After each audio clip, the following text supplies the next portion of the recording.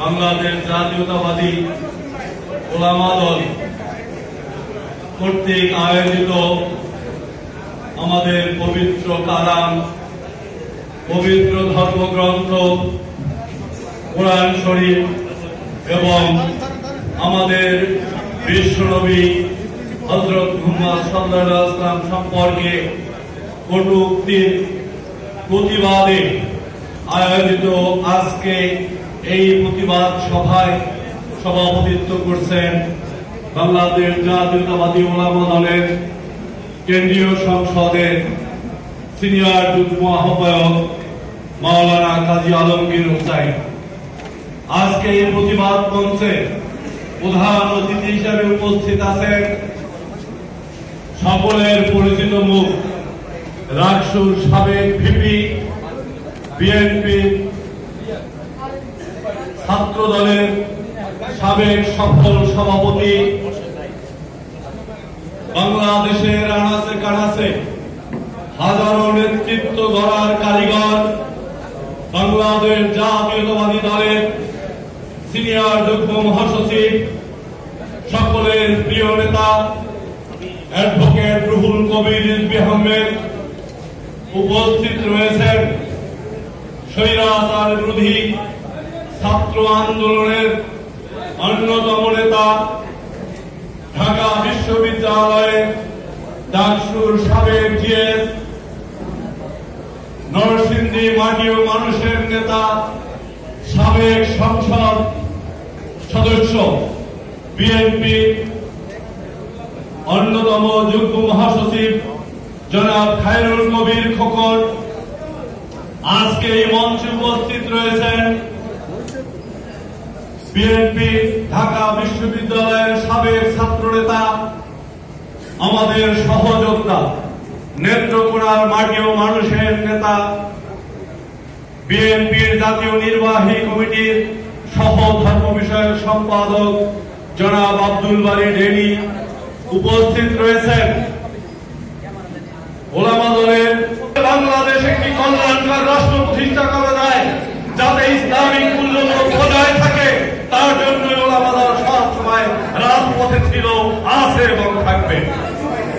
আজকে আমরা যে বক্তব্য নিয়ে আলোচনা করছি, কিছু ইসলামের নামে রাজনৈতিক দলগুলো ইতিমধ্যেই বাংলাদেশে আমাদের আগামী ইলেকশন নিয়ে পিয়ার পদ্ধতির একটি দাবি তুলে যারা গণতন্ত্রকে নস্যাৎ করতে চায়, যারা স্বৈর শাসনের কথাগুলো আমাদের গুরুত্বের সাথে নিতে হবে। তারা আমাদের নবীকে যখন তুলনা করে বিষ্ণু এবং কৃষ্ণের সঙ্গে আমাদের মুহাম্মদ এবং ঈসাকে তুলনা করে, নাউজুবিল্লাহ।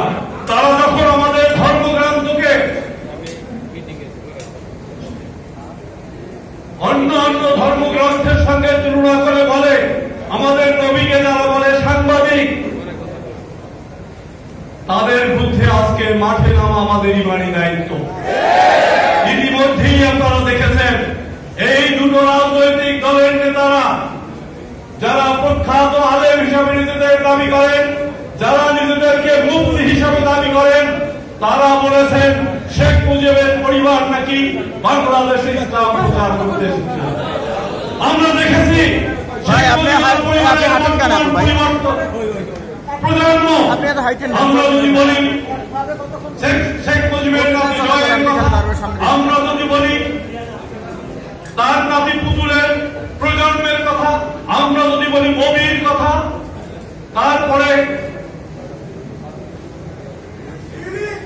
ইউনিট সিদ্দিকীর কথা, তাদের মধ্যে কি ইসলাম আছে?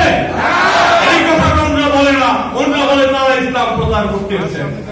আর এক ভাই বলেছেন শেখ হাসিনার কপালে উনি নামাজের দাগ দেখেছেন। আমরা শেখ হাসিনাকে দেখেছি ভারতে গিয়ে কিভাবে কপালে তিলক পরে, আমরা দেখেছি ইমানুয়েল ম্যাক্রোর সঙ্গে একজন মুসলিম নারী হয়ে এয়ারপোর্টে কিভাবে জড়াজড়ি করছে, আমরা দেখেছি কিভাবে বাংলাদেশের আলেম ওলামাদের গত 17 বছর জঙ্গি সাজানোর নাটক করেছে, তা আমরা দেখেছি।